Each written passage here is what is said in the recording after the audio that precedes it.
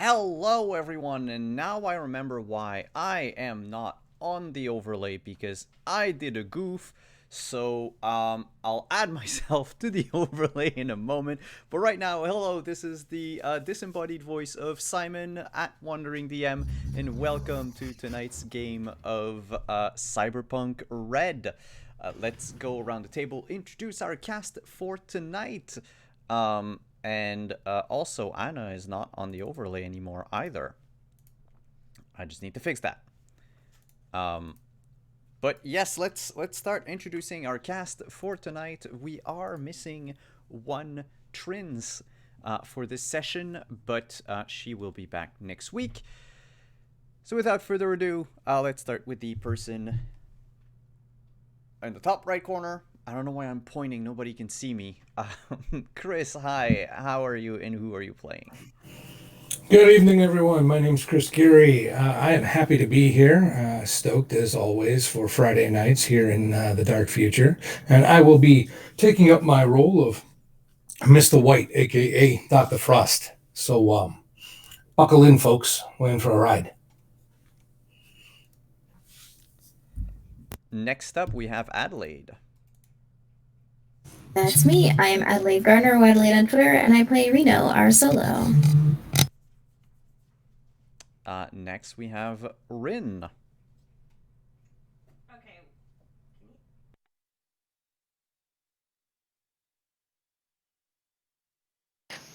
Hey, I'm Rin. God, this is weird. I play Jinx. Crazy ass Jinx. Yeah.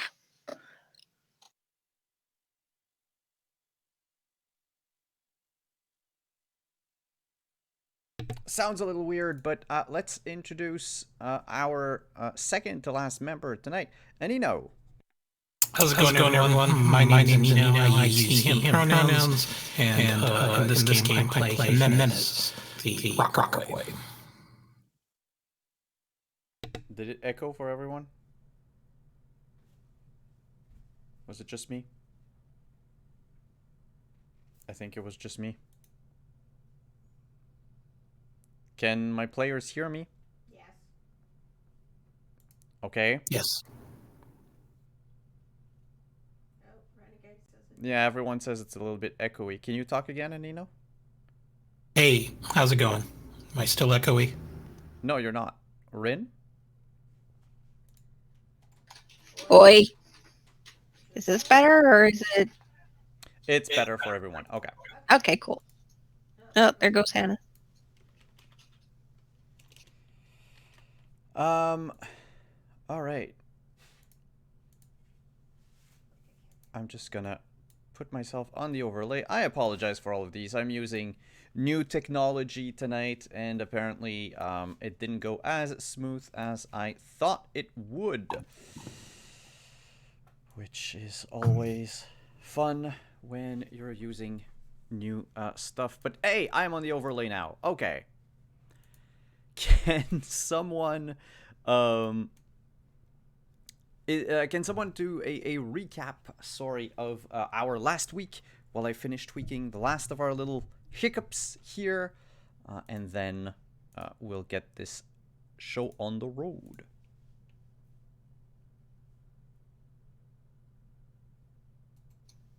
Do y'all remember what happened last week? I inspected a head and found a tracking or a camera bot inside an eye. But outside of that, I was not in most of the activities. No, that's true. One of the main activity that happened last week was the meeting between the rest of the crew and one Mr. Lucius Rhine at the top of the Atlantis Club in Night City. He was interested in meeting you because of your involvement in some of the things in the city, and how he's been looking for people to help him sort of rebuild Night City and take it away from the corporations. And you received a message from your friend out, saying how she was now safe and sound in a sanctuary for AI outside of Night City. She did, however, send a second message to Mr. White, I believe. You're trying to break my heart all over again. Let's not. Let's forget that happened. It's just, I mean, I'm just recounting events. That's all I'm doing. And, Anna, are you with us?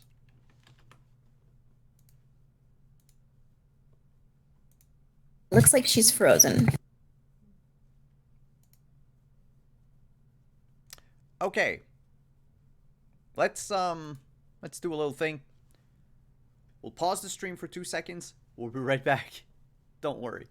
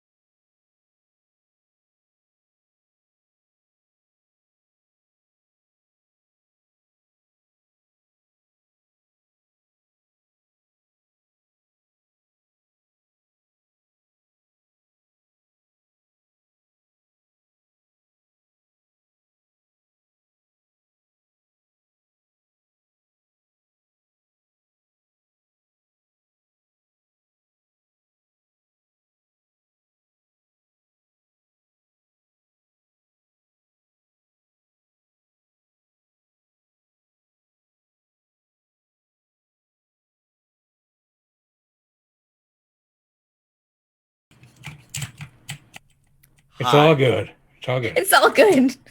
It happens. That'll teach me to, not check chat at the same time. Hi. We're here. We've got everything fixed, I believe. We're gonna play now. All right? We're gonna play. I swear we're going to play. So last week, the group met with Lucius Rhine, invited him over to a poker game. I distinctly remember him inviting himself. I believe it was more of a he saw an opportunity and he took it kind of thing. No.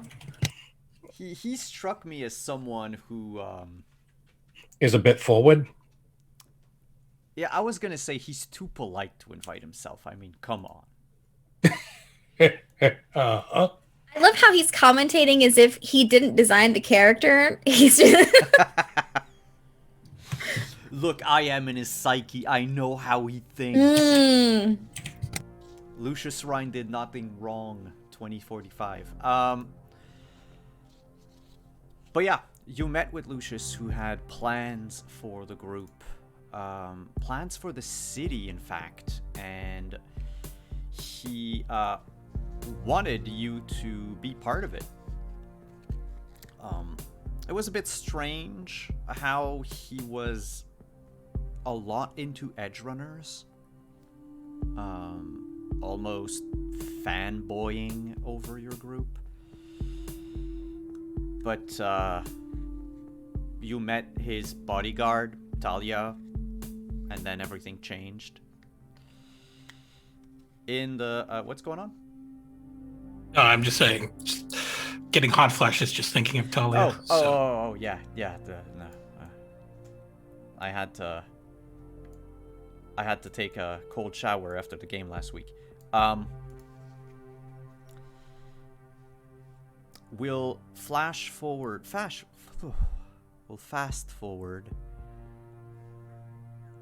to the day after. This is Mr. White's second day off, and the entire group basically awakens in their respective. no, this is my first day off because I came home from work. Oh yeah, That's you why I came missed it. Yep, that's true. So the poker night should be organized ASAP. I think you mentioned like 2 nights after last night.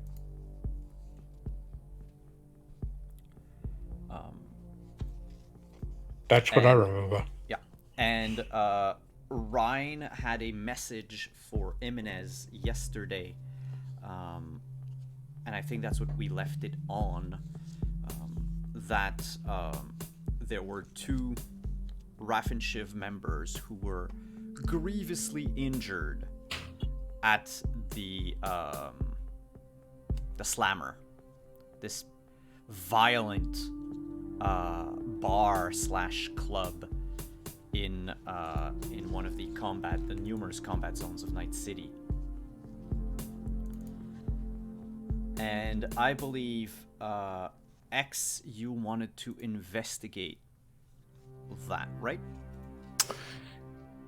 Yes, I believe that Menez invited Dr. White to accompany him on this so that they could heal and then interrogate them if they're not already dead. Yeah, they were brought to a small, no-name clinic, a Ripper Doc place in South Night City, not where Carver is operating at all. You found out that it was just this, illegal black market cyberware and hospital for some of the gangers.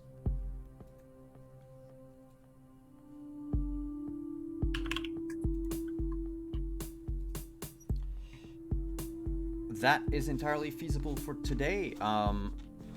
I wanted to check in with Jinx and Reno. Did you have any plans for the day, or did you intend on following the good doctor and Jimenez in the combat zone.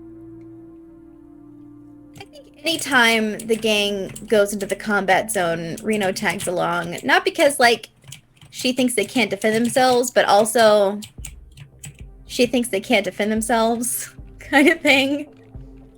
Wow. I mean, okay, so Jimenez is very strong, very tough, but he's also like big himbo energy. He's very soft, you know. He's got a heart. And Mr. White is He doesn't run. yeah, exactly. Yeah. I've run once now. Yeah, yeah. And I know my way around the combat zone, you know. Used to be a hired hitman. I've been there. It's fine. I'm tough. You know, maybe she's got a few clips or bullets burning a hole in her pocket that just need to be fired. You know, everybody needs practice shooting, you know? Sometimes on live people.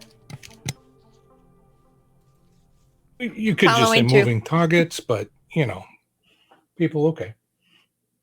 Just putting it out there. Gonna shoot people. Well, I mean, to be fair, animals are extremely rare in Night City. So if you're shooting at moving something, it's either a drone or a person. That was an expensive pet, so. Yeah. Yeah, I mean, Dutch is illegal.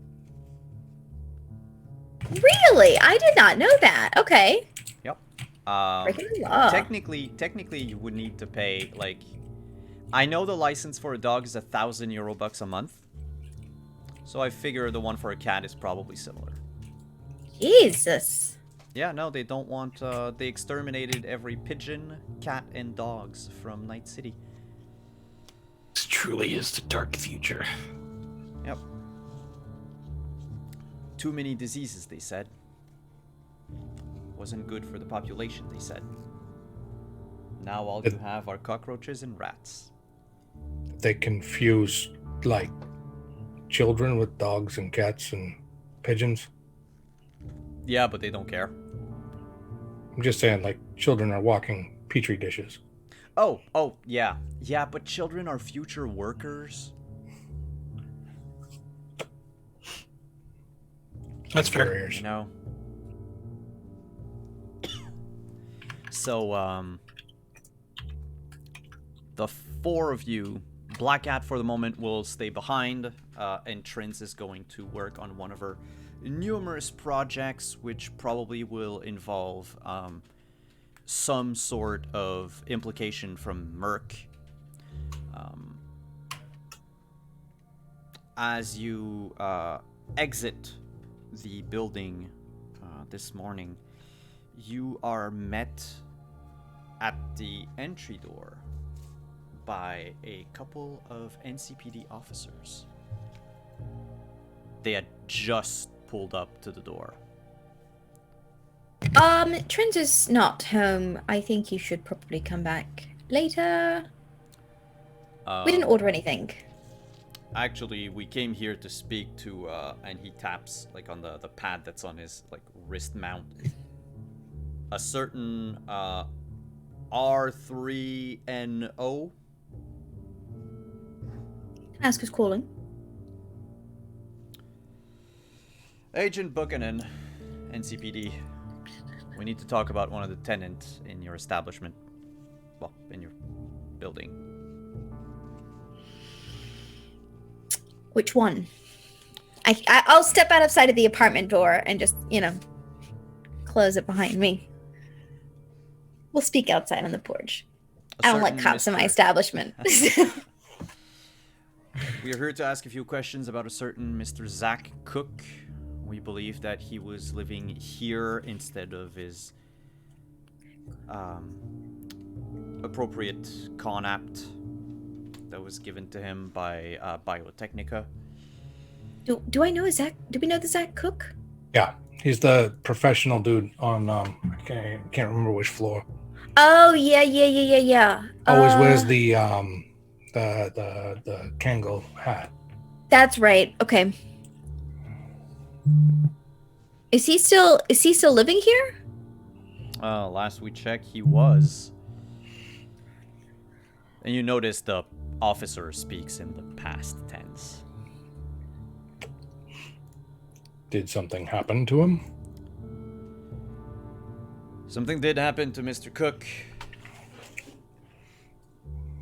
He was brutally murdered in his office yesterday afternoon. We're here to investigate if Mr. Cook had any dealings with the criminal elements of Night City. Well, I don't allow that in my apartment complex, so... You're a good landlady, but we still need to check his apartment. Well, I suppose I should ask you if you brought a warrant.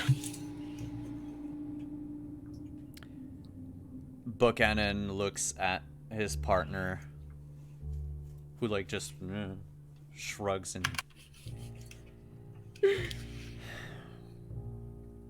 Listen, Miss R3N0.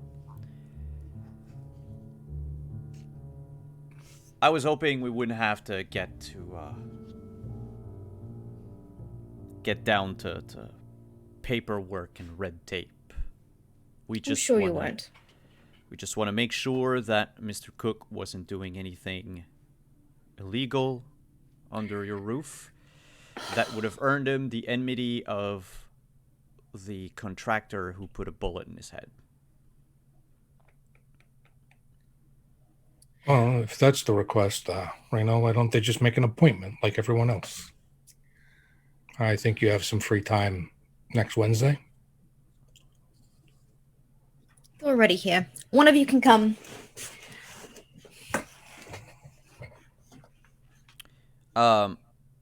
Buchanan looks to his partner, a rather small but stocky black man with a big graying salt and pepper beard, and he just motions to him to follow. The other one nods and will follow suit after you, Reno. Yeah, she'll lead him up to the apartment. Pretty quickly. She first of all, she's not a fan of the police, and neither are most of the tenants because nobody is. Just trying to get it out of the way. And she will go into the apartment with him. All right. When you unlock Cook's door, you notice, to your great surprise, that his apartment is very sparsely furbished. There's a cot in the middle of the living room with a TV. There's a desk. There's the kitchen table is there, and there's dishes and everything. And a bit of food left on a counter. There's nothing in his bedroom. The bathroom is just sort of disgusting. No one's ever cleaned up here. And there's a computer on the desk near the cot, and that's about it. You don't find any scream sheet clippings, magazines, in fact, clothes. You don't even see clothes anywhere. And is there any sign of any form of clothes? He packed up and left in a hurry? Or is this just a temporary kind of base vibe thing? It looks like a temporary thing. And yet he's been paying rent ever since we started the game, which I know in game is not a long time, but he was there before any of you moved in, a year ago. You didn't see him often. He was pretty much kept to himself. Apparently he worked a 12-hour shift job at Biotechnica, so you would rarely see him. At Biotechnica, okay. So he was murdered at the Biotechnica office. Yes. Okay. Buchanan's partner turns to you. His name is Agent Smith. He introduces himself as Agent Smith. Do you mind, ma'am, if I just take a look? Sure. It takes him about 5 minutes. I mean, there's almost There's nothing here. Yeah, I'm gonna look over at White. Like, this is weird. He does. Not saying anything. Just like a knowing look. Like, we've got more corpo problems. Great. He's going to take the laptop if you don't stop him, like the computer.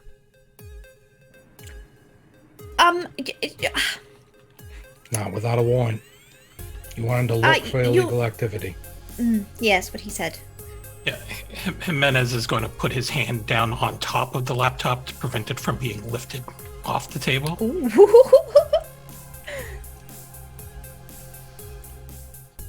Smith looks at you and says, I just want to open it, see what's inside.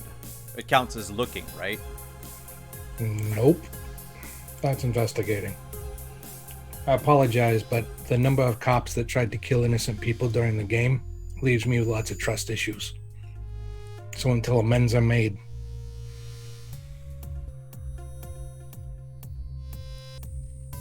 You see, he was about to reply something like a well-rehearsed speech, but reminding him of what happened, 3 weeks ago, not even.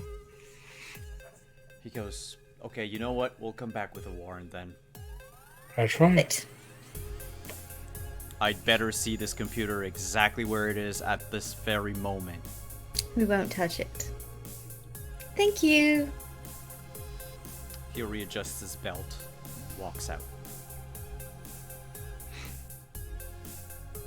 I gesture for White to take the laptop immediately. I'll walk him out. I'll walk the officer out. I don't want him snooping around the apartment building. I will walk with him the entire way. Yeah, I mean, whichever door he opens by mistake, even Mrs. B's apartment, there is something incriminating in it. Right. Yeah. He's making his way out immediately. Oh, yeah. We won't let the system in. No. So when he gets out, he says, oh, we have a 950. We're gonna need a warrant. Buchanan just radios it in. Check with the courthouse, check with the DA. The judge, sorry, how long it'll take to get a warrant. And I'll tell Trent you stopped by. Lovely chat. Yeah, we will. We might have more questions for you, so don't you go leave the city. Certainly, I'm sure you have my phone number. Actually, we don't, Buchanan pipes up. What is it? Wow, real smooth there, pal. Shit. No, she'll give him her phone number. She can always get a burner phone. It's fine. Whatever. All right. He notes it down. Says thank you. And they both leave. There are so many people outside in the neighborhood snooping around. Really? So wait, so it's a big deal that police are here. The police came and there wasn't a shootout. You're living on the edge of the combat zone. That's true. That's drama. So, why are the cops here in a peaceful manner? It's got a lot of your neighbors on edge. I'm going to just do the very subtle, jacket pull aside, exposing two big guns on either hip, just leaning against the porch edge. Yeah. Yeah, one of them just waves and goes back inside. There's still a few of in the apartment complex, a building or so to your right across the street. They're all leaning on their balcony, looking. It doesn't either. They didn't see your guns, or it didn't deter them. But they're just. Can Jinx come up beside Reno with her sniper and be like, Standing Hi. guard outside our own apartment building. Just, casual girl things. It's fine. Yeah, sniper rifle is visible from, 30 yards. I can't talk Hint, right nudge, now. nudge. We're doing hot girl shit. Yeah.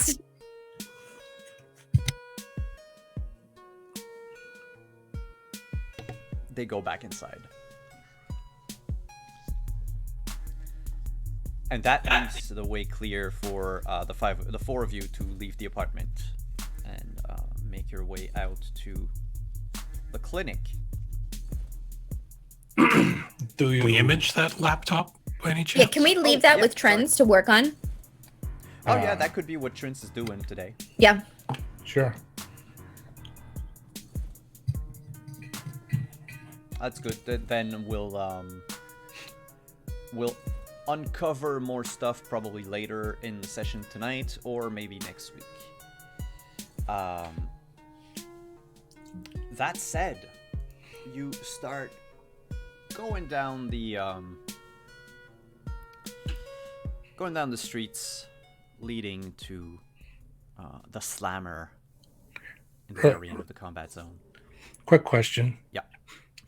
Upon inspecting it, because I was asked to take it, did it look like a company laptop? No, it actually looked like a personal one. Like there's no branding on it. Well, there's like the brand of the model. Yeah. It's like a Kiroshi whatever. But it wasn't like normal corp kind of. No, there's no engraving that it belongs to Biotechnica. Like they'll often do add their own logo to the cover or something. Yeah, Nah, to make it's, it really hard to sell secondhand and all that kind of fun shit. Yeah. Okay. No, that's the only thing I wanted to know.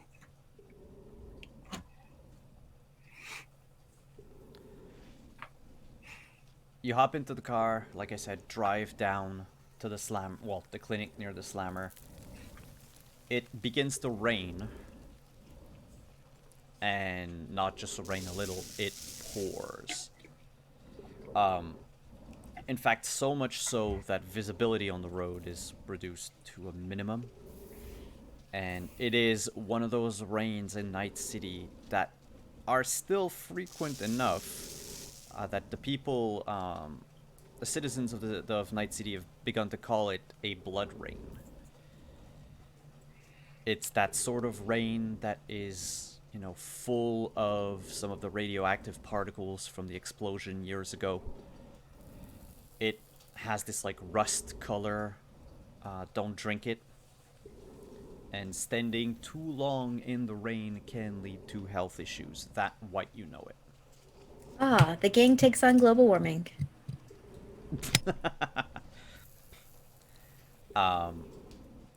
You do make your way nonetheless through a zigzag of closed streets and craters of recent explosions, probably during the game, to this small...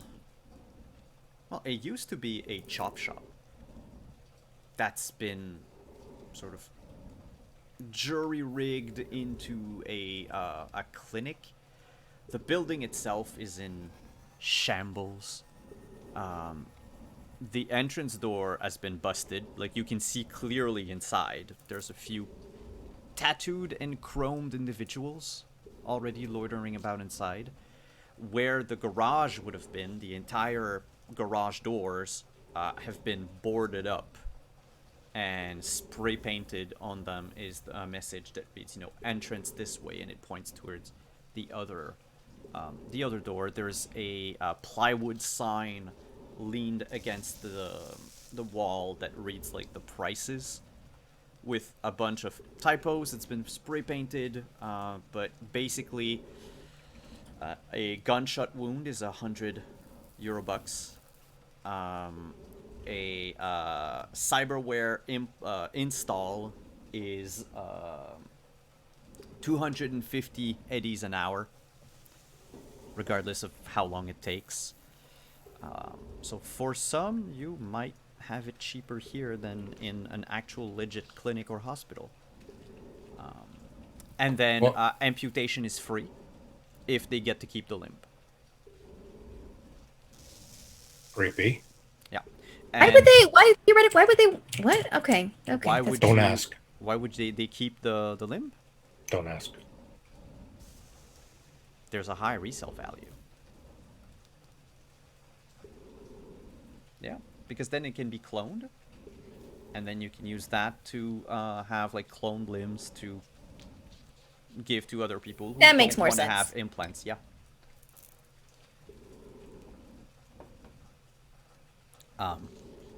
Oh, and there's an addendum to that sign that says drugs on sale. There are no signs that advertise who would be the owner of this clinic, or if they have like a name or a brand or whatever. Like it's just, you have to know it's there. You park the RV outside, which for once fits in with the decor. There's a bunch of other similarly armored vehicles. One of them that Jinx picks up almost instantaneously, an all-terrain sort of Jeep, like a hybrid between a Jeep and an SUV. But it's been heavily modified to be able to ride the dunes of the shoot, I had the name of it. The desert in Nevada. The Mojave Desert. And Their tires ain't gonna work in this rain. no, not made actually not made for driving on asphalt. No, they're slicks because you don't want the impression to dig yourself into the sand, and they're fat, The so they're thing gonna is, slide all over. yeah, and on the side of these vehicles are expertly painted flaming, screaming skulls. And we left Trins and the C4 at home. Damn. So there's only one of these vehicles.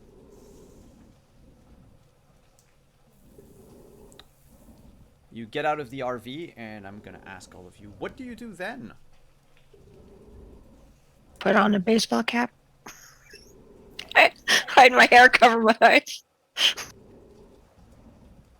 Oh, the superhero disguise kit. Perfect.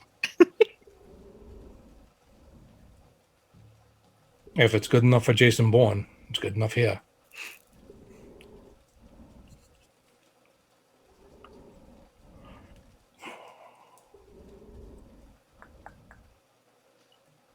I said, what I'm do? going You inside. just like hop on in? Yeah. Don't stay under the rain. No, I'm going inside. You make your way inside.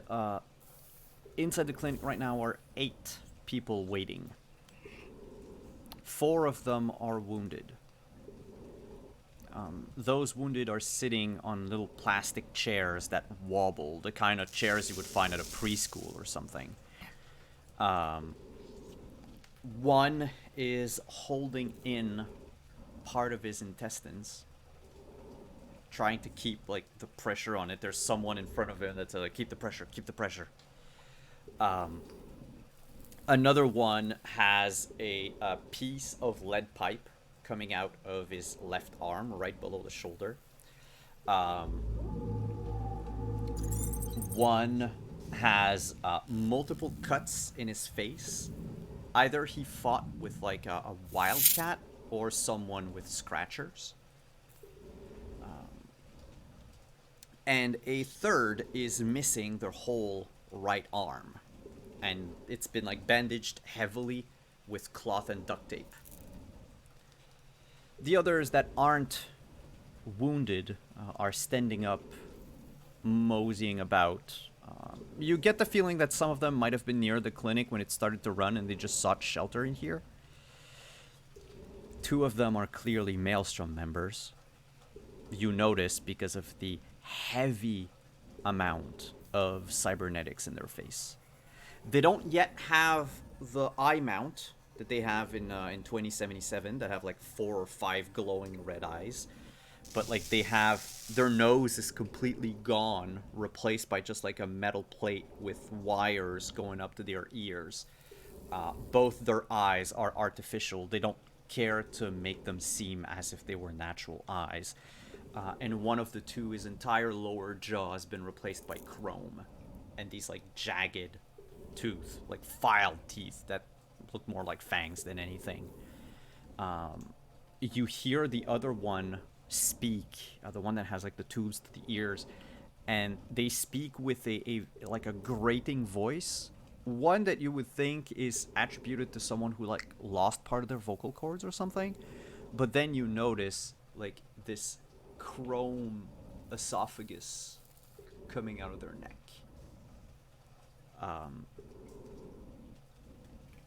As a solo Reno, you've seen that before. White, you've heard about that type of implant, but you never had to install it.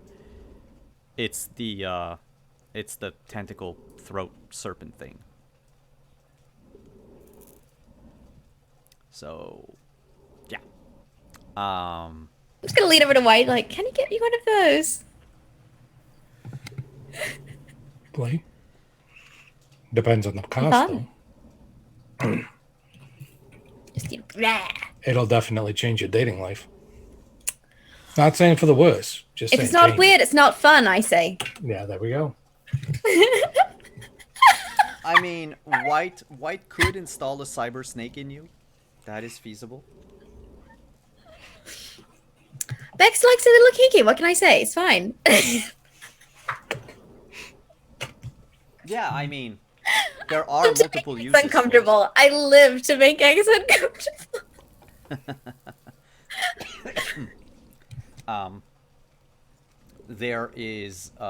There's another person there, a woman, tattooed like head to toe, covered in tats, and she has a huge scar across her abdomen that's been stapled shut. It's still red, but like you think that she might just be there like under observation more than anything, but like White, you notice if that's the type of work that the Ripper Doc does here. Like these people are lucky to be alive.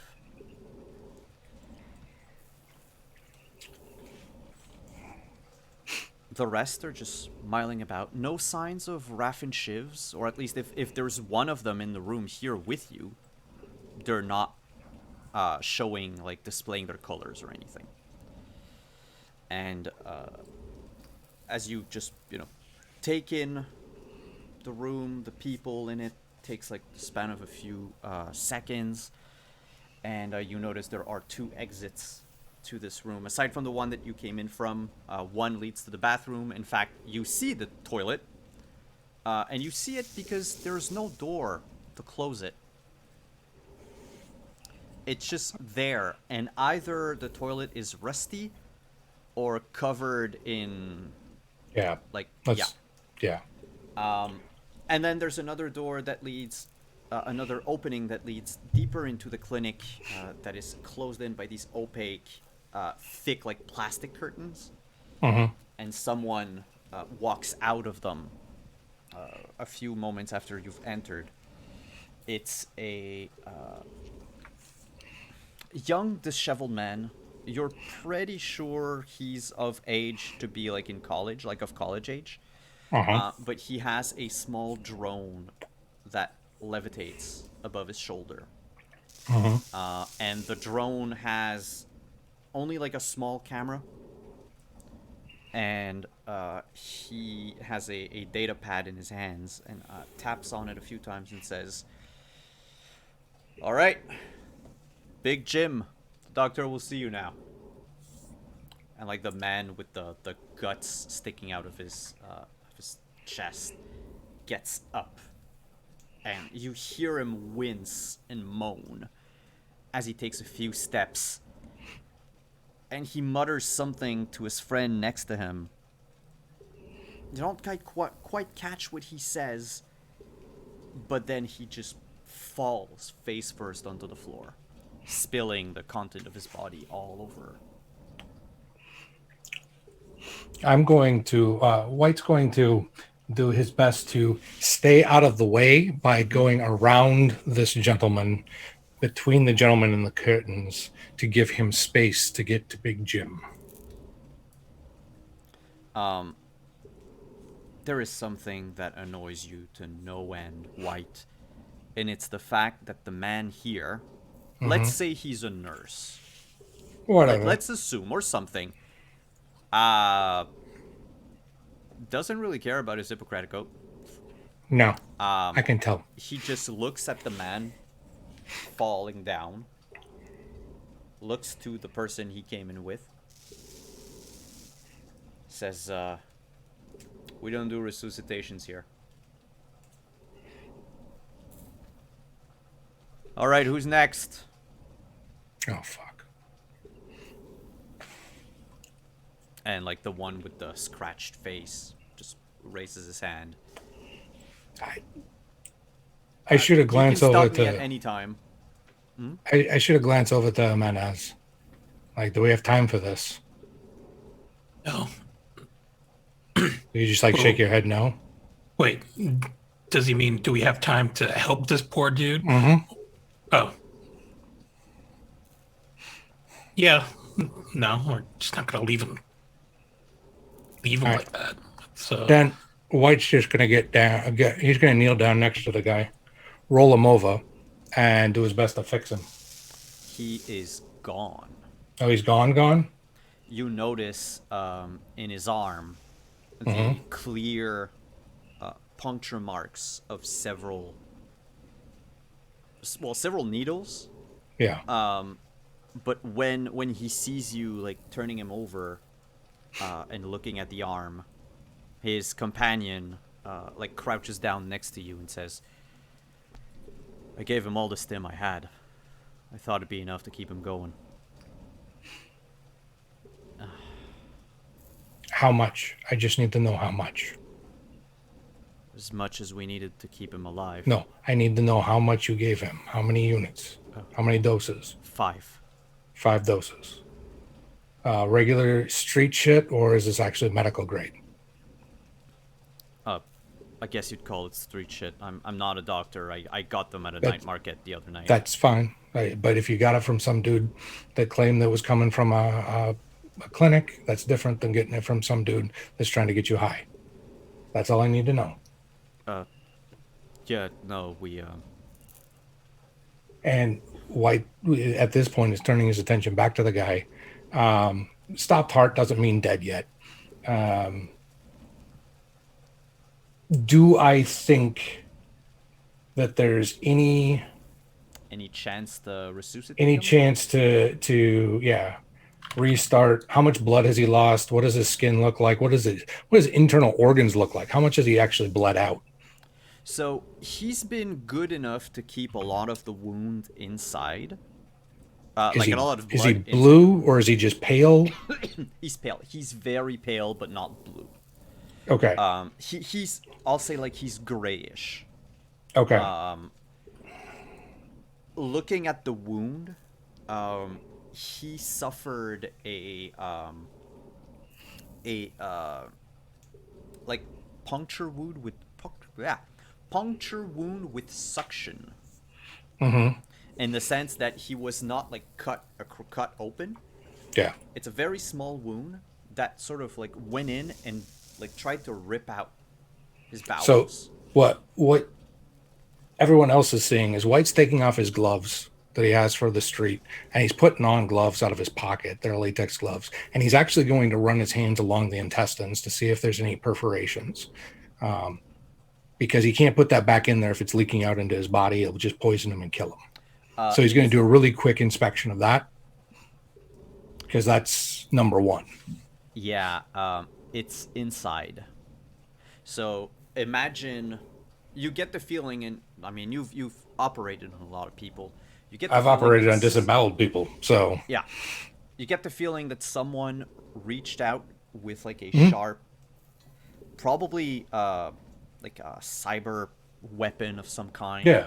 Reach into his chest, well, not his chest, but his abdomen, and like tried to pull out his intestines. intestines. Yeah, So- he tried to be disemboweled. Yeah, and in back of some of the tubes, I guess, Uh-huh. you have like deep claw marks. Like But it's been torn okay. Okay, so it's open. actually broken all the way in. Yeah, it's leaking, not by a lot, but it is leaking. Like it Is it is going all through. is it all located into one area? Yes, Okay. like That's I'd easy. say about like 6 inch wide area. Okay, I can take care of that.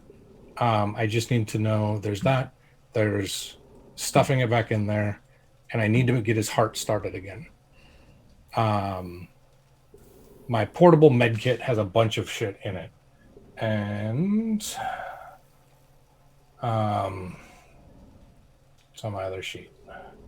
Um, do, do, do.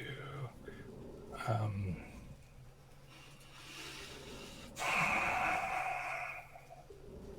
Rena will play like temporary, like passive helper. I think she's probably helped him fix herself up a couple times, very passively. Like she doesn't really care if the guy lives or dies, but she's like, scalpel, yeah. sutures, whatever, just kind of absentmindedly, probably browsing through a magazine at the same time.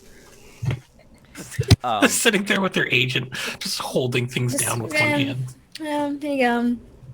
Yeah, you look like the type Pinch of of person vein closed. like the type of person who's used to it. In fact, most of the people here are used to seeing that. You haven't seen anyone like puke or suppress a gag reflex. Yeah, not surprised. It seems that this level of violence and gore is something that the people here are all used to. Okay, so these are the couple things that I need to know off the top of my head. Yeah. With some quick mental math, knowing that it's street level and there's going to be a range because it's not regulated, do I think that I can actually stimulate him and it will have any hope of working if I stim him even directly into the heart? So the stim, if I remember correctly, will negate the heavily wounded penalty Uh-huh. on him. Yeah. So that will help you. I just didn't know if he already hit like his total saturation because there's only so much that the body can take before it's like non-responsive to the drug. Let's put it this way. Theoretically, he did. But because the other person, his companion, doesn't know the quality of what they gave him, like, he could still probably take one more, but that would be a gamble. Okay.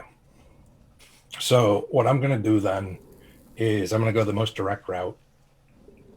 And I'm basically just going to epi the dude. Or not epi, the adrenaline right to the heart. Skip everything else. And try and get it restarted. If I can get it restarted, I'll make an attempt on fixing the bowels and stuffing it back in and closing him up. So we'll start by trying to restart his heart. So that I'm just telling you, like, that's the assessment that I'm doing. Yep. Which will then turn into whatever happens next. So the first thing you're going to need to do if you want to bring him back to life is a paramedic DV15 check. Because theoretically right now he's not mechanically dead, as in the rules. I thought surgery trumps paramedic for skills. I'd say surgery would be the next part after. That's fine. They're the same number for me. I just want to make sure I know how the mechanics work. So 23 for my paramedic. You stim him right in the heart, and the moment you plunge the needle in, he goes Hold your friend still. If he starts moving around, there's no hope. And he does, like, White's not even looking at him. He just barks out the order. Yeah, the other man obeys your order like to a T. Puts both of his hands on his friend's shoulders and like lock him down on the floor. And is whispering to him like, "It's gonna be fine. It's gonna be fine. Breathe, man. Breathe." And I'll basically take rubbing alcohol and just clean the shit out of the guts that are hanging out, and then cut out the bad section and sew it together before I try and put it back in. That's going to take a bit of time. You can make your check, but while this happens, the sort of bedraggled man is gonna come back around, and this time takes notice of the group of you because well, you're like helping a dead guy. He's not dead yet. Well, to him he is. I think he's dead, but you know, it's fine. If you want to waste your time, it's fine. So yeah, we'll call him the nurse. He doesn't have a name tag or anything. Turns to the four of you and says, well, three of you because White's busy. Yeah, what are you here for? Clearly doing Consultant. your job, so right now, but Not what are my we here job. for?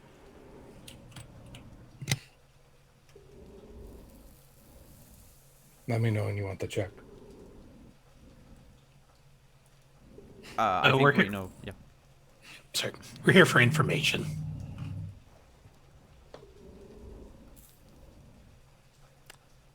We're not in the business of giving information about none of our clients, you know. Patient, therapist, privilege, some shit like that. Second, you give Oh up yeah, the I'm sure that Hippocratic you guys Oath. are all above board here. Listen, people come here so that they don't have to answer questions. So unless you make it worth my while, or you're hurt, you're gonna have to kindly fuck right out of here. Somebody break his jaw. I'm tired of listening to him.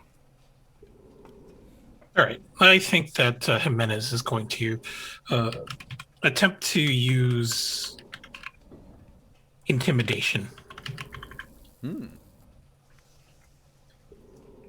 Is this a face-off? No, If you intimidation's wanna- a skill. Well, it depends. You have to. You could face him off or face him down. If you succeed, he either backs down or suffers a penalty on everything else he tries to do against you. You get to choose. So if you force him to back down, then yeah, he would, you know, move across the way. Or you can intimidate him, and then if you succeed, you can, you know, tell him what you want to say, and he'll react accordingly. Just double check my skills really quick.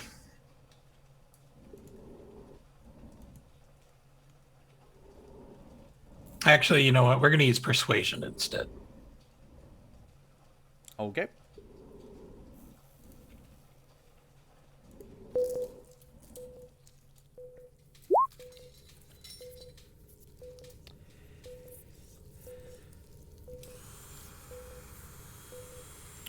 And what do you persuade him to do? We're just looking for. We got some intel saying that there were some Rathachiv that got brought in here, and we just want to talk with them. Everything has a price. Yeah, I know, them nomads ain't from here. Yeah, I don't care about them. They're, in the second operating room. If you walk down the hall, it says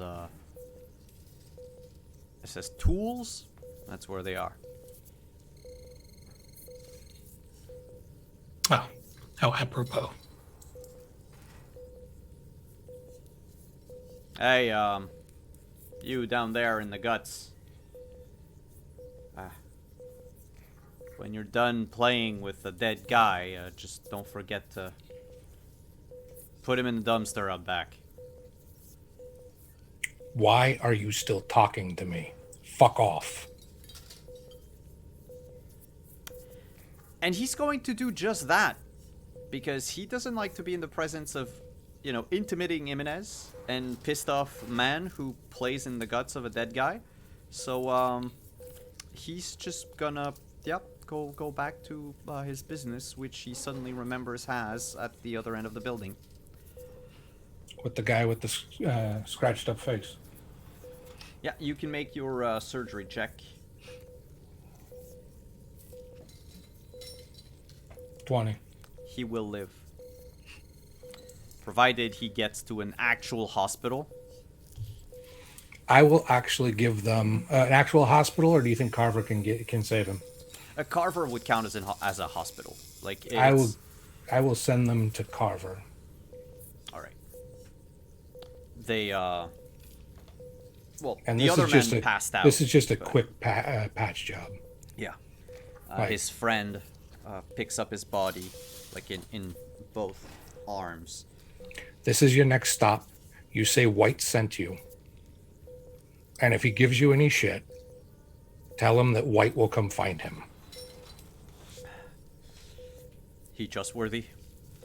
Yes. It was just quite a lot. All right then. Thank you. Well, you just remember, like whatever I gave him the address on, there's a number on the back. Mm-hmm. Be like, you're going to text me from a phone that I can reach you at for when I need a favor.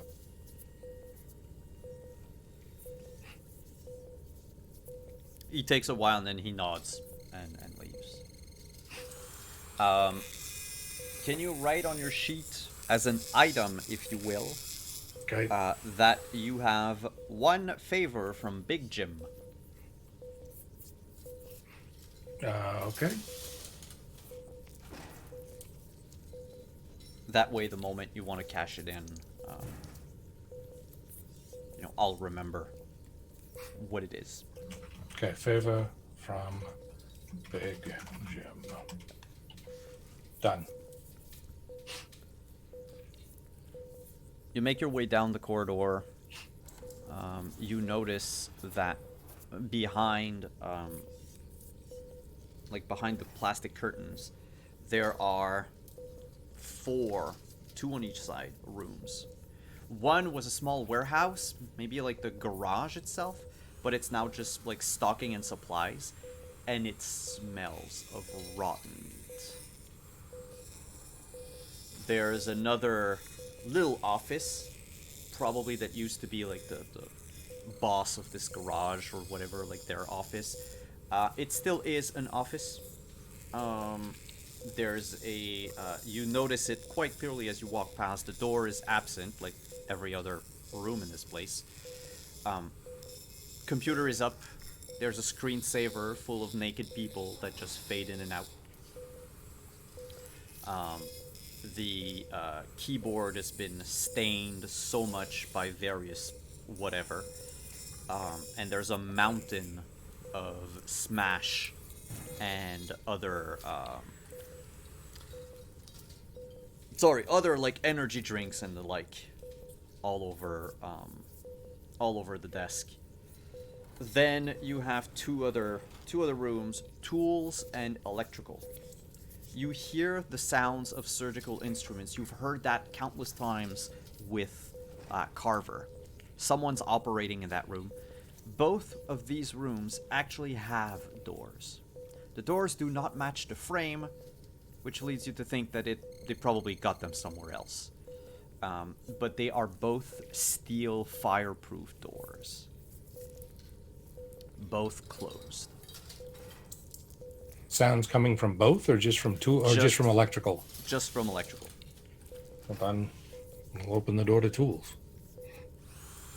You open the door, tools. There are 6 like cots lined up, 3 on a wall. Right now there are 3 patients, 2 on one side next to each other, and 1 almost like right in front of you. You almost bump into him when you open the door. The one who's the closest to you is in a very bad shape, sleeping, and they have a heart monitor plugged into their chest.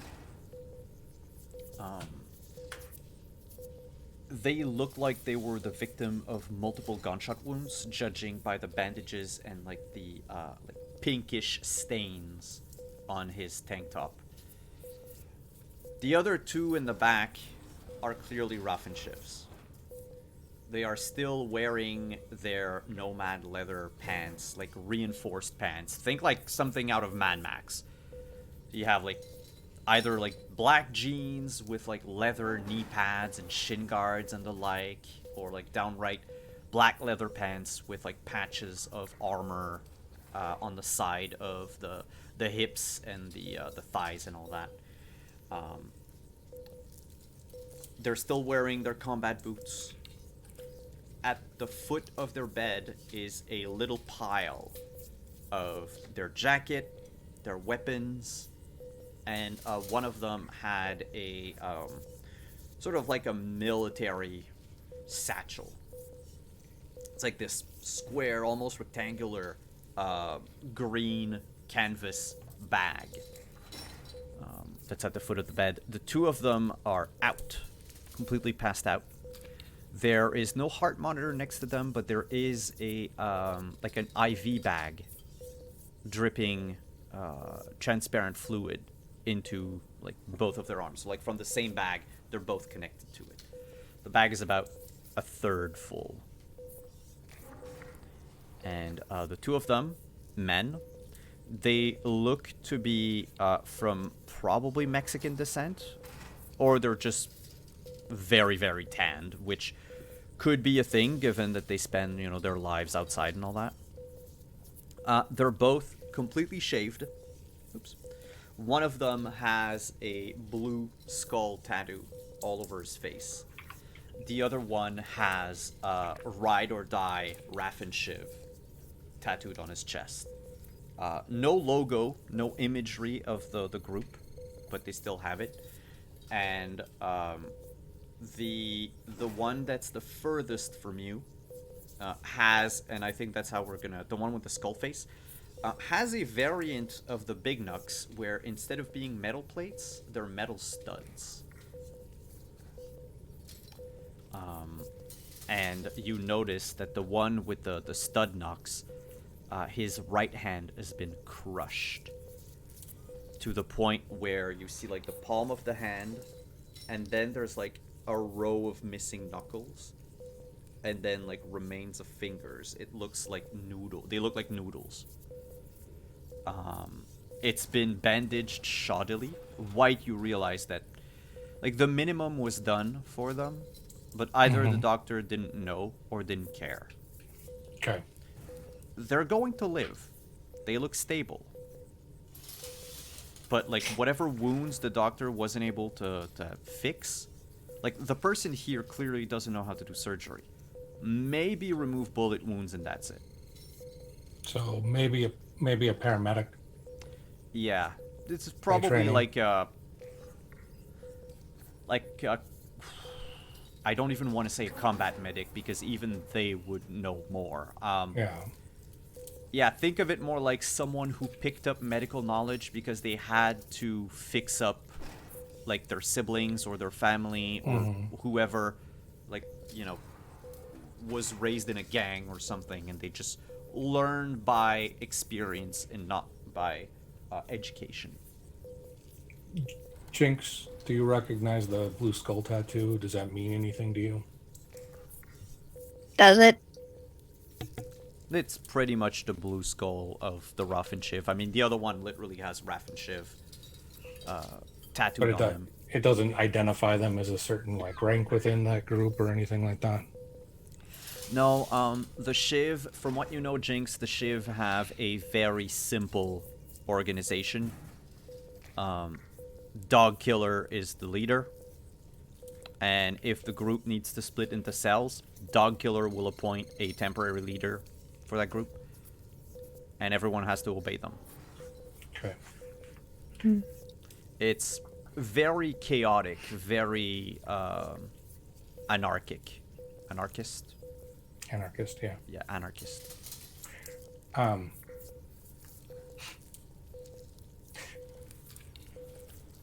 they're out, like, medically out, like they're drugged up?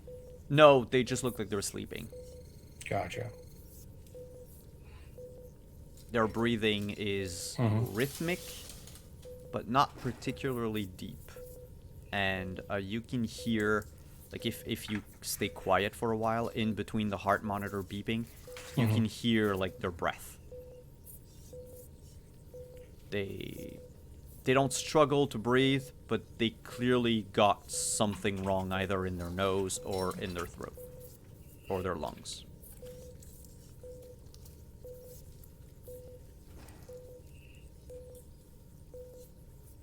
Jinx is already looking through their stuff.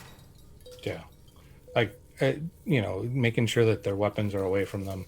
The one thing that I would want to do, or White would want to do, is you take that long hypodermic that he used to jumpstart the guy's heart, and he's going to play acupuncturist and basically make the big Nux guy, his hand not move, hit the nerve so he can't actually do anything with that hand.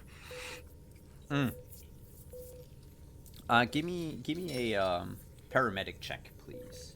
Sure. 23. Yeah, you jab the needle in.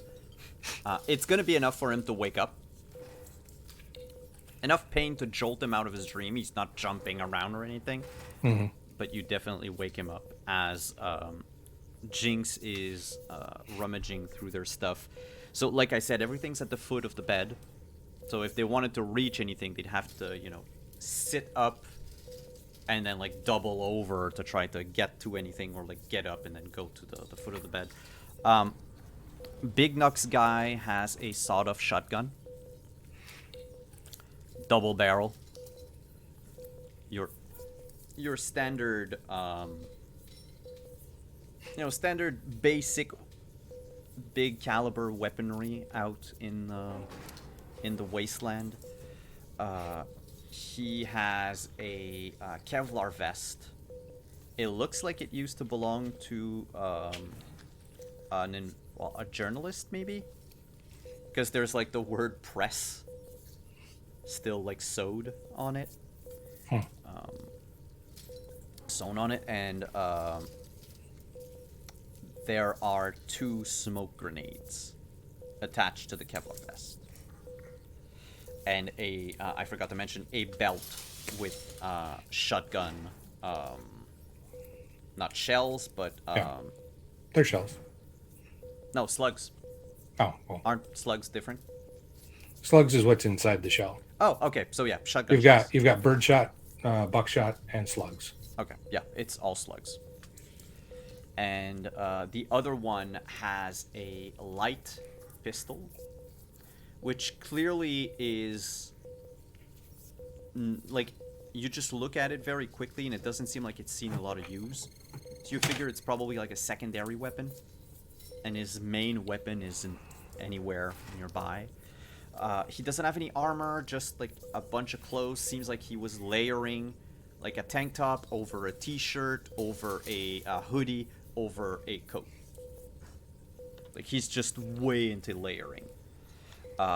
And the military bag, satchel, when you open it, inside you find a bunch of papers, scream sheets, and pictures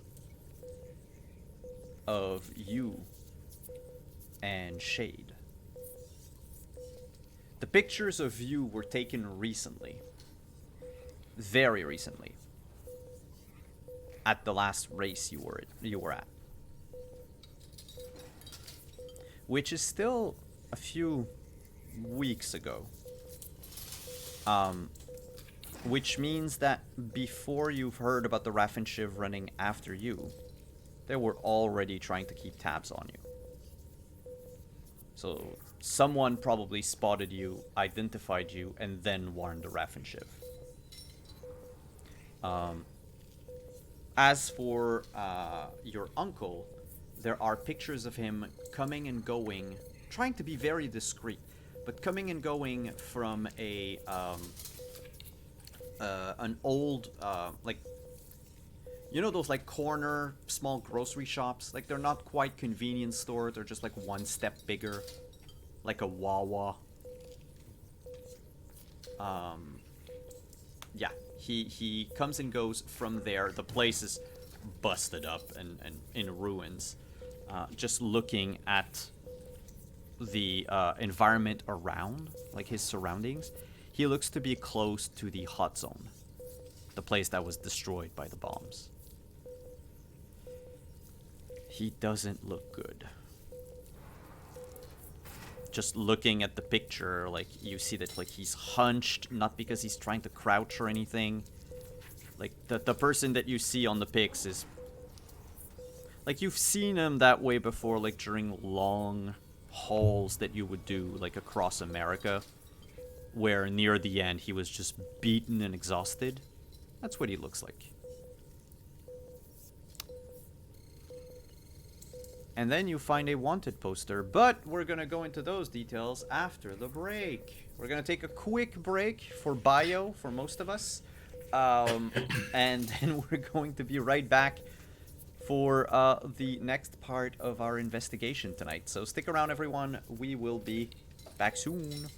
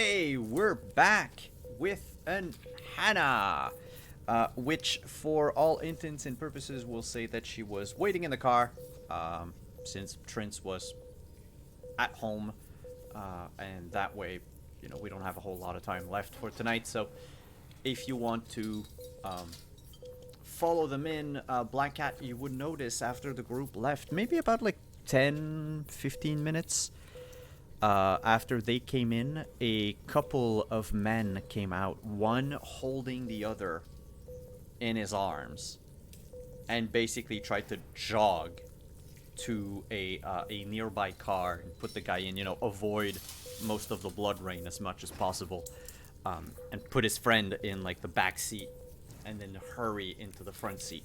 You notice that the man he was carrying, like, his entire chest is just bloody. Like, his clothes are soaked. You haven't seen anyone else exit the place since. Okay, well that doesn't bode well, so I will follow my companions in and see what they're up to. When you come in, a bit of the same description. There's a few people loitering in here. One of them with a big scar with the staples, just waiting to either be seen or be discharged. There is a person missing an entire arm, waiting on a chair. The others, mostly tattooed and chromed individuals, probably edge runners or gangers, are just seeking shelter from the rain, just in this waiting room. When you come in, takes a few seconds, but the disheveled man with the drone walks up to you from behind the opaque curtains and says, "What you here for?" Did a bunch of people just walk through?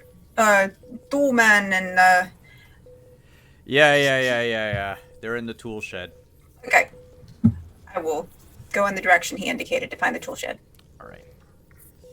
Inside the tool shed, just before Black Cat arrives, we pause the game on Jinx finding a homemade wanted poster of basically the poster doesn't call for like Jinx's head particularly. They're calling for the head of the traitorous Warden family, who committed the most heinous crime of siding with the corporations.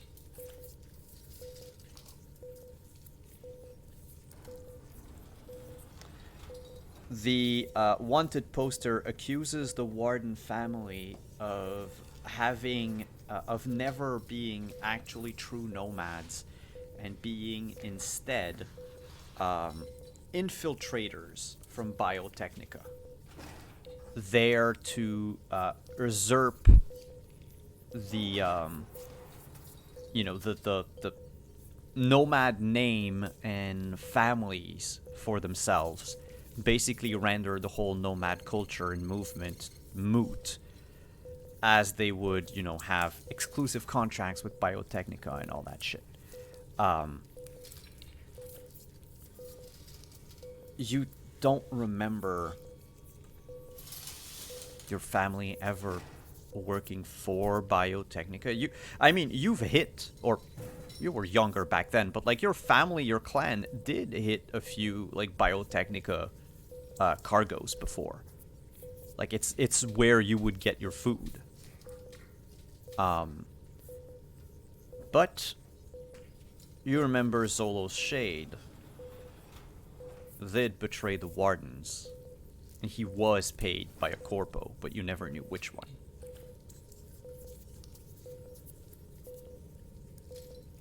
So all you guys hear is Jinx going off on a tirade of curses. You fucking idiots don't know what they're fucking talking about, and she's just really like mumbling and cursing 1,000 words per minute about stupid people and don't know where to get their stories, and her uncle's gonna pay for it. Well, maybe not just your uncle. There are 4 names on the wanted poster. One of them was crossed out. Oh. What are the other names? Well, there's yours. Yes, obviously. There's, of course, your uncle. That's right there.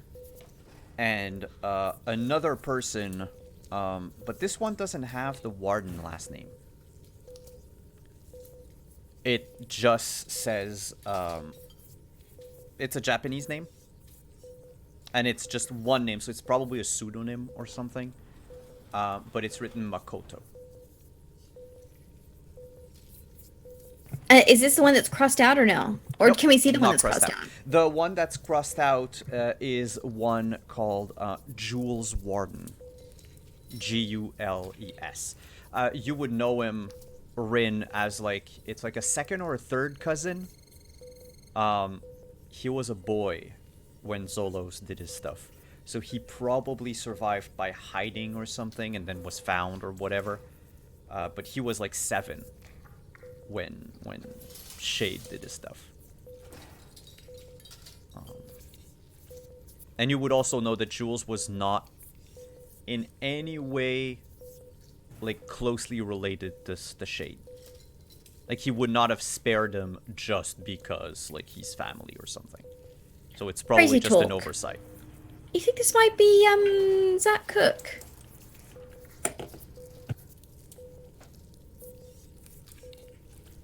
Ooh. I mean that It depends. maybe. How long ago was the betrayal? Hold on. 12 years ago? No, 15? He Uh. if it's 12 or 15 years ago, it's not enough. He would have been like 18 or 21, maybe 22, pushing 23. Cook looked like the type of man that was like in his late 30s. So, but then again, there are like cosmetic surgery exists. It's very pricey.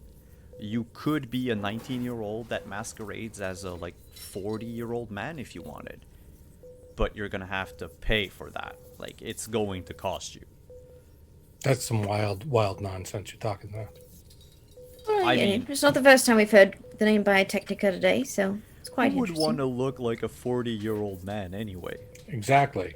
They're losing their hair. Like, would you? Someone who doesn't want to be found? That would be my guess. Yeah, but like, would you actually pay a surgeon to like give you a beer belly? Hey, not all 40-year-olds have beer bellies.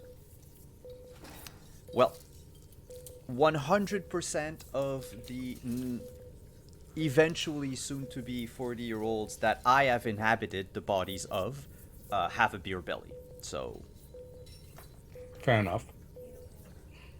I'm just saying it's possible that if they're an active person, that they might be soft, but not just a whole beer no, belly. that's true. That's true. But my whole point is I'm working on myself right now to eventually become a himbo. So I need okay. to have like a soft, like mushy outside that I'll just like muscle up at some point. I don't need to do anything with my intellect. I can stay as dumb as I am. I am rooting for you. Thanks. I'm really hoping to just be a lovable idiot. That said, the other name, Makoto, doesn't speak anything to you. None of your relatives were Asian.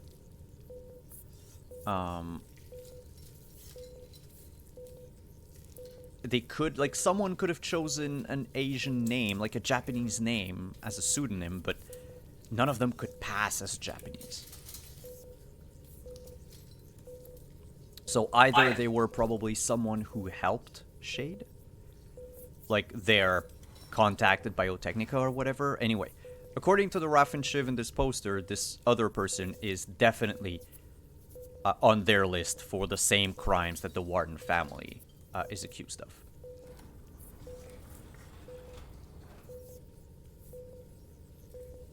Okay. A whole bunch of fucking idiots. So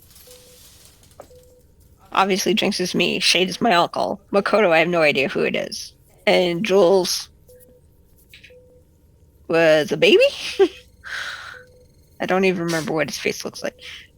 I didn't even know he survived. So that's news. Yeah. They're idiots. They don't know what the fuck they're talking about. I'm gonna have to go find my uncle and tie him up and something. Yeah. Is this about the time that Mr. Skullface is starting to come to?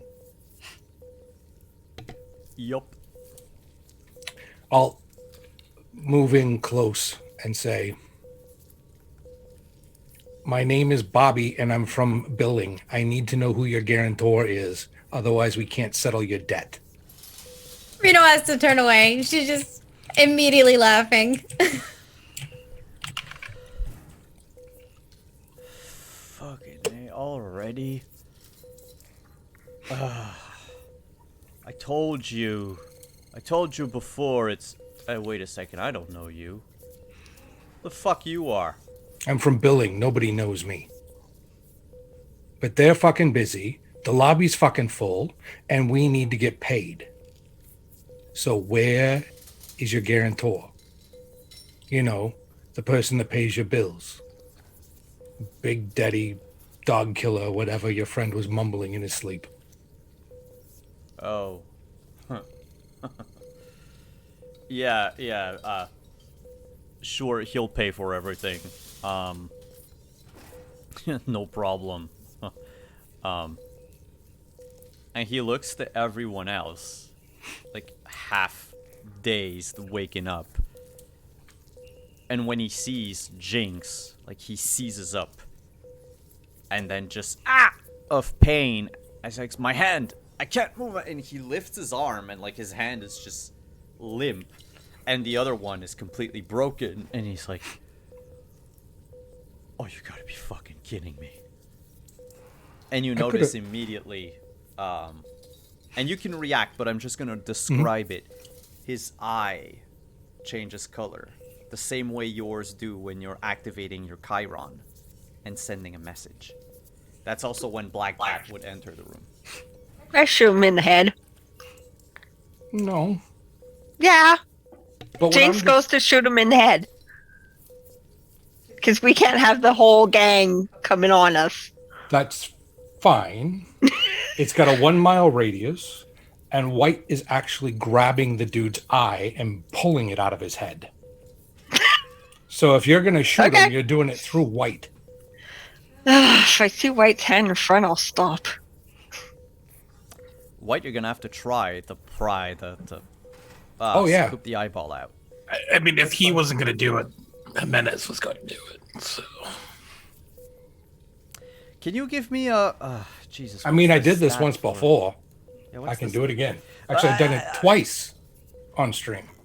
Yeah. Let's go with melee attack. Okay. Because, I mean, the last time you did it, you had a little more time. A little more finesse. Right now, you don't have time for that. So we'll go with brawling, actually. Okay. Nope.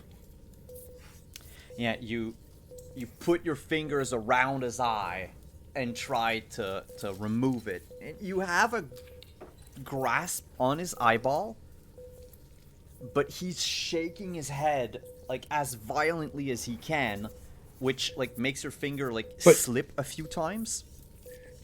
I'm just gonna put my thumb on the bridge of his nose and pop it in behind the eyeball then, and just jam it in there.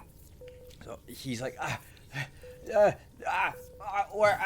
foul, and then you hear the pop as like the eye like disconnects.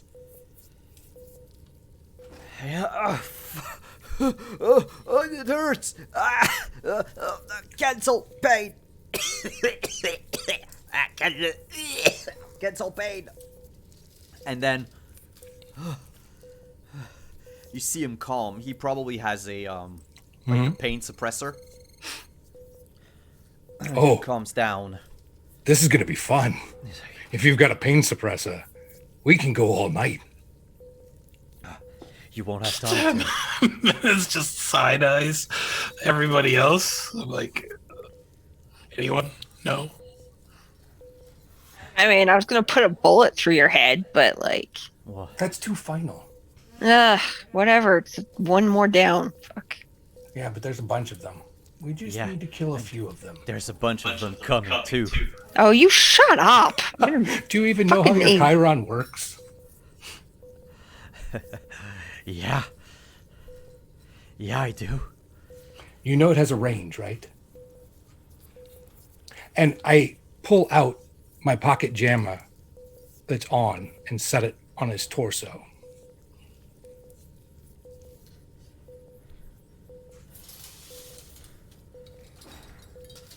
Do I look stupid to you? Be very careful in how you answer that.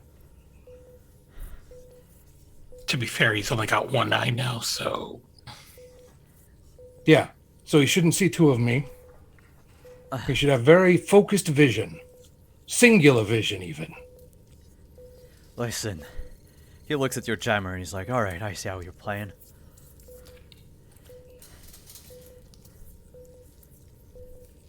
Do you? Little bitch trader here is worth 25,000 eddies. Bring her in with me and we can cut 50-50. That's it? Right. 20, 25? Are you serious? The last bounty that she had was $250,000. And I didn't even take that. So, I'm just gonna open my eye. yeah, that's fine. Let's try this again. Bribery's not going to work. Information's going to work. Or you just get to have pain and your buddy there gets to watch.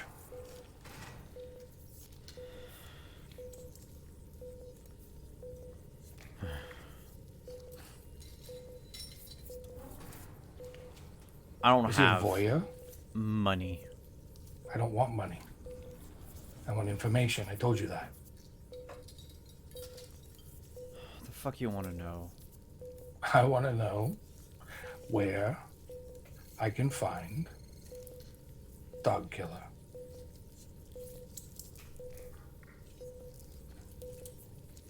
You want to bring her in yourself?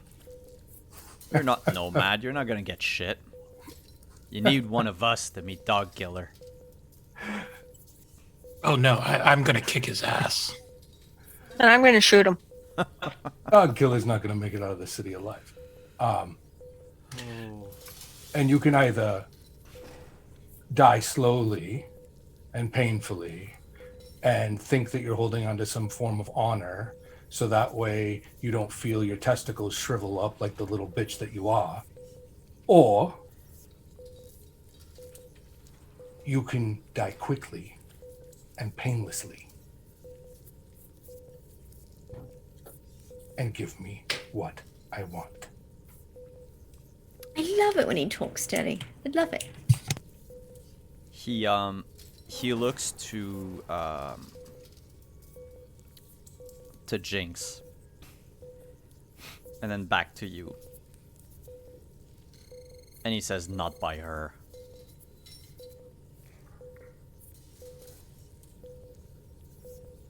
Deal.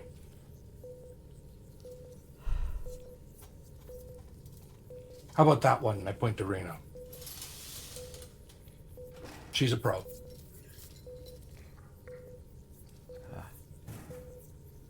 Is it okay if she finishes you? Cute thing like her can finish me any day. Excellent. Now we have an accord. So what do I need to know to make your death painless? I know where Dog Killer is. Mm-hmm. I want to meet with them. It's gonna be a No, little I hard. just want to know where he is, so that way I can arrange his untimely demise.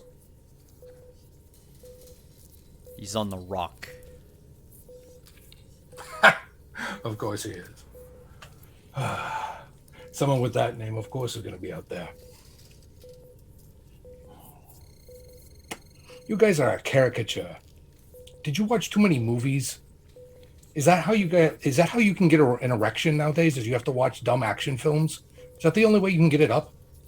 No, I meant Moral Rock, the island Yeah. next to. Yeah. You go around with names like Dog Killer and you sit on an island in the bay outside of a major city while you're waiting like king for someone to bring you your bounty. Like, this is shit for bad movies. The real world doesn't work like that. You guys are amateurs. Fuck you. For all you know, you're not even in the real world.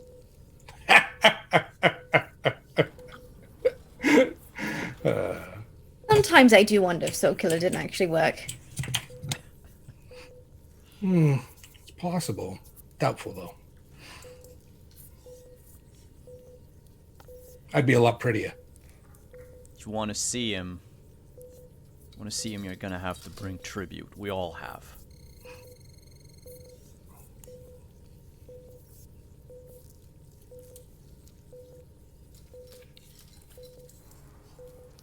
You're gonna need a nomad. What a coincidence! We have one! I meant dead. That can be arranged. Sorry, Jinx. Not you. One who's not one of us. And you see he's trying to regain like his confidence and trying to look intimidating, like even though he knows it's probably futile and he's going Noodle to hand. die, but You are not the most convincing person. I still think you've watched like Escape from Alcatraz Escape from New York one too many times. Is there it's a someone in your good crew that goes by Cyberpunk movie. Pliskin with like an eye patch or something? that's that's Simon's next character. But no.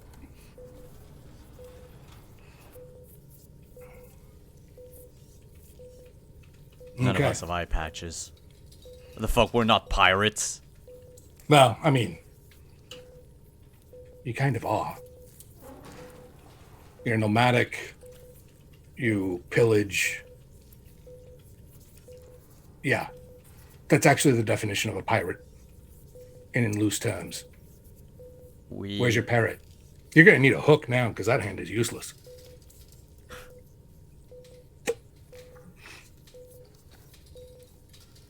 We steal from the corpos, man. No, you broke into low rent places where working, slobs get to do their job and now they get fired or they get laid off or whatever. You don't steal from the corpos. You steal from the working class because you're too much of a coward to take on the people who have real power. You want to know what taking on a corpo is? It's dropping their damn building on their own head and erasing all their research. That is taking on a corporation. What you do is petty theft, playing Robin Hood.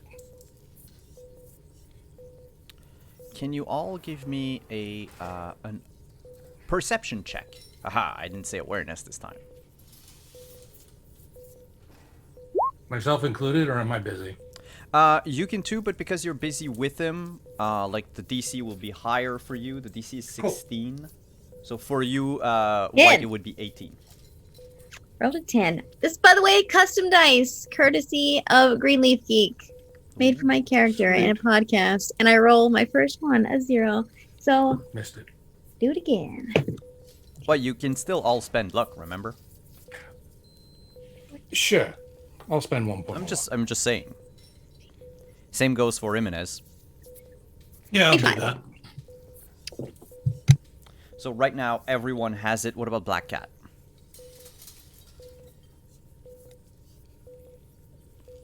Where on the sheet is awareness? I'm looking Aware- for it. It's perception. It is top left. Oh, I see it. Sorry. Okay. No problem. Wow. Black Cat sees through reality, apparently. That's what happens when you know people. With a 32. And you had 25, Reno? So, everyone notices that the man in the next bed, not the rough and shiv, the man that was, wounded by bullets, has slowly gotten up and drew a heavy pistol from a pop-out holster in his forearm when he heard about the bounty on Jinx. And you notice, you hear a click, and you notice movement in the corner of your eye as he slowly pulled the hammer and is about to fire. You have 0.5 seconds to react. What do you do? I will immediately pull out my pistol and shoot him. My pistol's already out and I'm shooting. If anyone's going to kill my friend, it's me. So, All right, well, let's do the violent thing. Can Jinx and Reno roll? It's a DV. You're very close. So if it's with pistols, it's probably be 10, 13, or 15. Give me just a sec. I'll let you know that. It's rolled another 10. I love it. It's a 13 that you need to beat. These are the luckiest dice in the world. Okay. So if you both hit, both roll for damage. It's a 26 with two 10s. Yeah, no, you hit him. You would hit him twice. Okay. All right. Let me see. Is anybody else getting Pulp Fiction, John Travolta, and Samuel L. Jackson vibes from these two? I need 1, 5. I like that. So 6 from Jinx and 11. 11, so 17. You both turn around, pop out, and the guy just jerks from the impact and falls down on his bed, dead. Fist bump.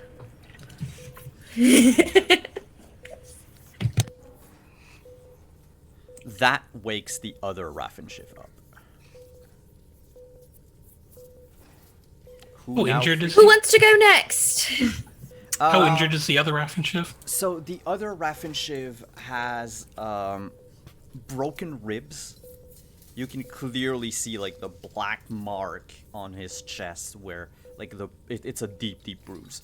But he doesn't seem to have any other wounds. He was probably the luckiest of the two. Out of game. Now. Yeah, out of game he was hit by a sledgehammer. Okay. And yeah, he's basically, he woke up and is now trying to roll off the bed. This happens at more or less at the same time. So Reno and Jinx have acted. We'll go with Jimenez, Black Cat, and White. Oh, Jimenez is just going to say, I think I got this. So how hurt is he? Is he at half health? Yeah, he would. Okay. So we're going to take my new move for a test drive.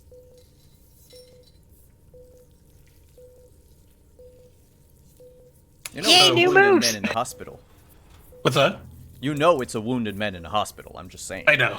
I'm just saying that I've right. been waiting for this. Let everyone know what the hell's happening to this man.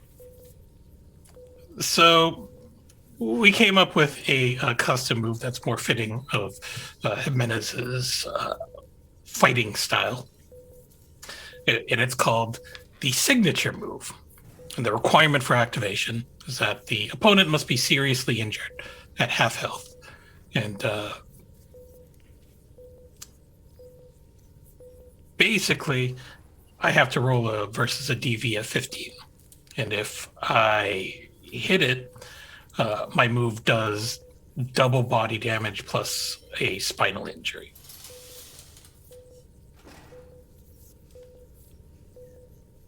And how does it look in game? Well, roll first, and then I'll have you Sure. describe it. So, of course, there's an attempt to dodge. He has a -2 because of his condition. And that, for him, sets your martial arts DV at... I think it's a straight up roll versus a DV 15. Isn't that what we decided on? That might be... I'd have to go back in our conversation. Give me 2 seconds.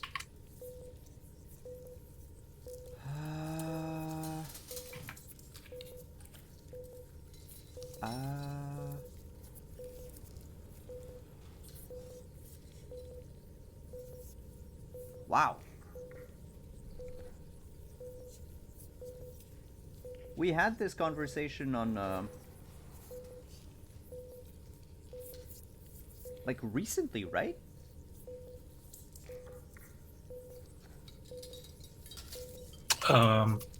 Yeah, but I think we discussed this on a chat, like a video chat. Oh, yeah, okay, not a, do you have it written somewhere? Yeah, I wrote it on my character sheet. Oh, awesome. Yeah, no, if it's written, go ahead, do what's written.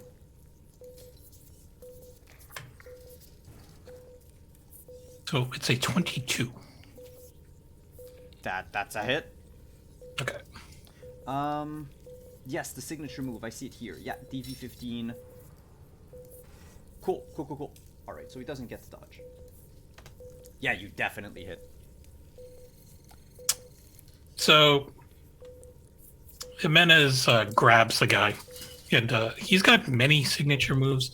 The one that he's going to use right now is called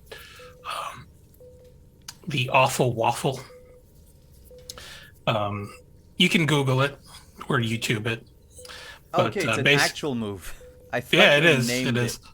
No, but so he grabs him around the waist and flips him upside down and throws him into the air. Then grabs him and then he pile drives him into the ground head first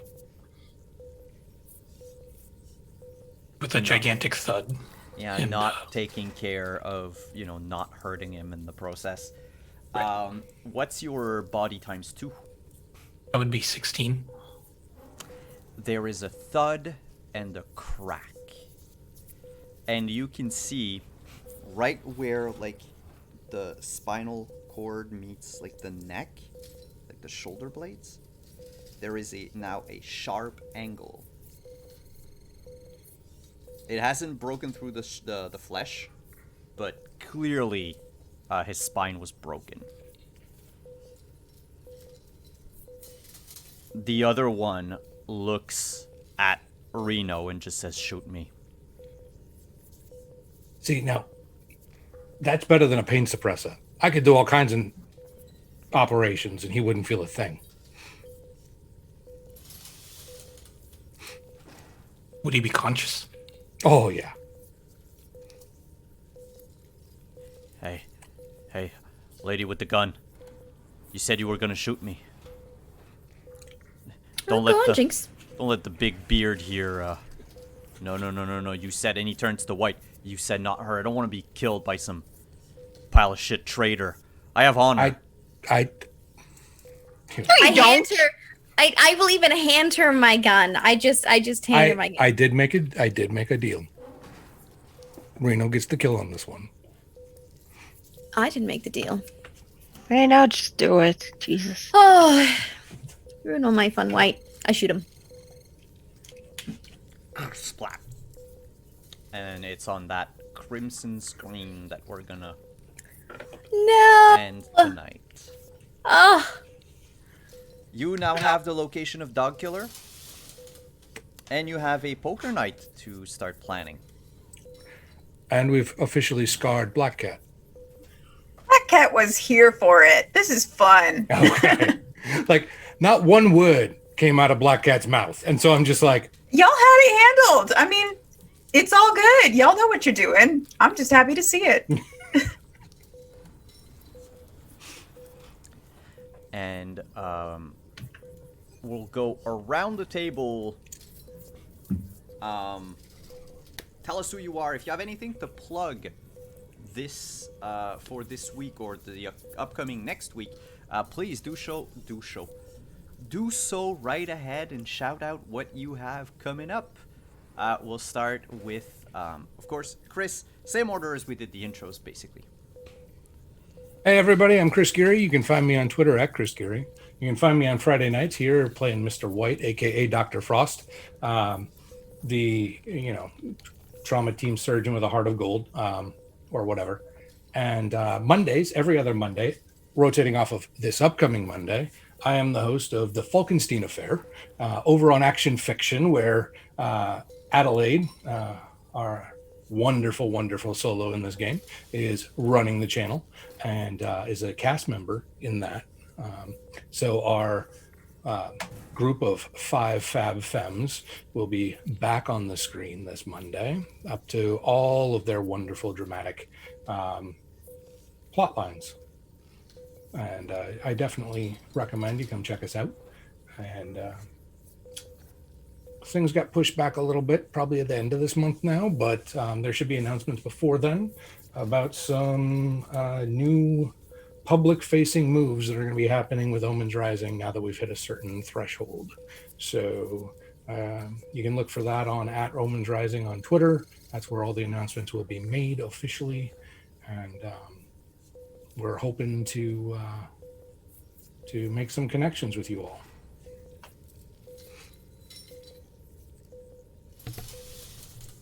Next up, Adelaide. Yeah, I'm Adelaide Garner, or Adelaide on Twitter. As Chris said, this upcoming Monday, we have Castle Falkenstein, our other favorite Artel story in system. And Sunday, we have on the same channel, Action_Fiction is our Vampire the Masquerade game, which is always very funny. Lots of shenanigans, so go check those both out. That is both at 8 o'clock EST time. Today is Friday, so our episode of Faith Forge Academy came out. We also just got custom dice courtesy of Greenleaf Geek on Twitter. She made us all dice built specifically for our characters. So this is my set. They're gorgeous. Go check them out. Awesome dice maker. And next week on Saturday, we have Sonata Drift on Proteum Joe's channel. And Rin, where can we find you? Here. Every Friday night, and that's about it. Maybe sometime later we'll have another game. Maybe. We'll see. But yeah, I'm here. We're on Twitter at Heaven's Night, or that's me. Next, we have Nino. How's it going, everyone? My name's Nino. You can find me on Twitter at Nino Gaming. You can find me tomorrow, this channel at 1 p.m. Eastern Time for the next episode of Scion. And then you can catch me over on Cyberpunk Uncensored on Monday, where I will be chatting up more about playing the Rocker Boy in Cyberpunk Red, the archetype and other stuff. Over on their channel, I think that's 8 p.m. Eastern, 5 p.m. Pacific. And last but not least, Hannah. I'm Hannah, Black Cat in this game. Hanimation on Twitch, Hanimation Art on Twitter, and Hanimation Studios on Instagram and Facebook. You can find me here every Friday playing Cyberpunk, 8:30 p.m. EST. And on Saturdays, 1 p.m. EST, also here with Anino, we will be playing Scion. So, very excited to be playing. And as for me, I am Simon at Wandering DM. You can find me here every Friday for some Cyberpunk Red, on Mondays at 8:30 p.m. as well for some Dungeons and Dragons. We're playing Rime of the Frost Maiden. on Wednesdays for the rest of March. You can find me over on Unmade Gaming for another game of Cyberpunk. In fact, if you watch the Wednesday show on Unmade Gaming, you will know what happened, what truly happened to Mr. Cook, as all of these Cyberpunk games take place in the same universe. Otherwise, on Thursdays, you can come watch on twitch.tv/Sirenscape at 8 p.m. Eastern, another Cyberpunk show that I'm running. I'm not GMing, but I'm running all the behind-the-scenes stuff, but you should come, if not for the cast, come for the incredible GM that we have.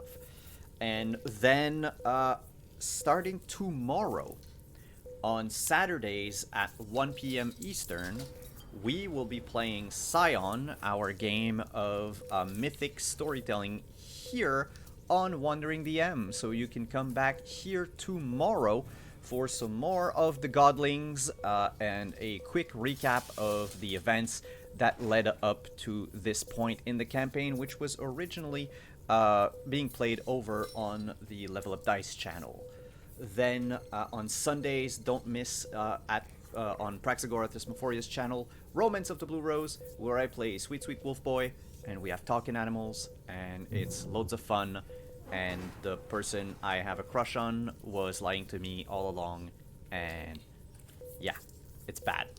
So, one of the people I have a crush on, I should say. It's a tangled mess. And on But that, that's on brand. I haven't gotten naked yet. You.